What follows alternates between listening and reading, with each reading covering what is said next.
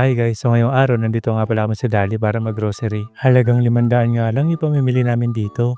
At dito nga, kumuha na nga ako ng 5 pirasong kape dito para pang 1 linggo. At kumuha na nga rin kami ng 1 bottle ng dishwashing liquid. Pagkatapos nun, kumuha na nga rin pala kami dito ng shampoo tsaka sabon. Yung kinukuha nga lang namin, yung aabot lang ng 1 linggo. Swerte na lang kung aabot yan ng 2 linggo. Pero expect talaga namin, 1 linggo lang talaga aabot yan. Siyempre, kumuha na nga rin pala kami dito ng toothpaste. Yung malaki na nga kinuha ko para na may isang kalat lang. At nakita ko dito mouthwash kaso hindi ko siya kukunin kasi sobrang mahal. 79 pesos kasi kaya hindi ko na kukunin. Siyempre, kumuha na nga rin pala kami ng mga ibang kailangan namin katulad ng mga ganito. At tuwan-tuwa na naman dito si Janine kasi nakapag-grocery na naman.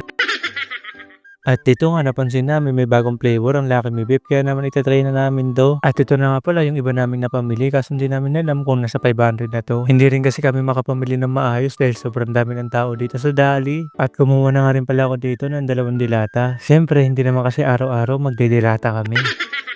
At dito nga, kumuha nga dito si Janelle ng buns para daw pag may dala siyang burger ay ilalagay niya dito. Sabi ko, sige, kumuha ka na kahit isa lang. Kumuha na nga rin pala ako dito ng star margarine para naman ipapalaman ko to pag umaga. At dito, sabi ko, pictureon ko siya pero siya din yung magbabayad. Nang mabili na nga namin yung mga kailangan, siyempre pupunta na kami kagad sa counter. Pero hindi pa pala lahat nabili dahil ito si Janelle dumali pa. Puro chichirya pa nga yung pinagkukuha niya. At ito nga guys, ito na nga pala lahat ng napamili namin kaso sobrang haba ng pila. At si Janelle may pahabol pa. Kung makikita nyo nga, sobrang dami ng tao dito. Sabado kasi ngayon, kaya madaming tao. Halos lahat kasi ng tao walang pasok. Pero si Janelle hindi pinapasok.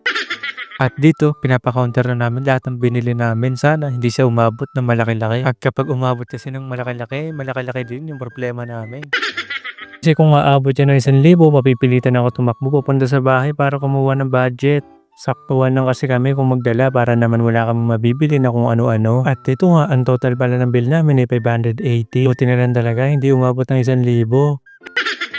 At ito nga pala sa Dali, wala nga pala silang bagger, self-service nga pala dito. At kailangan, may dala ka rin dito na sarili mo lagayan kasi hindi nga libre dito yung lagayan. Katulad nga namin, nakalimutan namin magdala ng sariling bag kaya naman bumili kami dito ng 2 paper bag.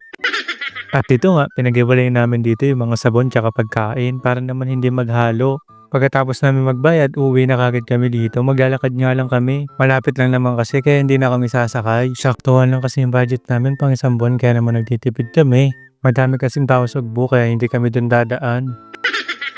Update ko nga kayo, nakauwi na nga pala kami. Bale ito nga pala lahat na napamili namin. Dito ko na lang ilalagay.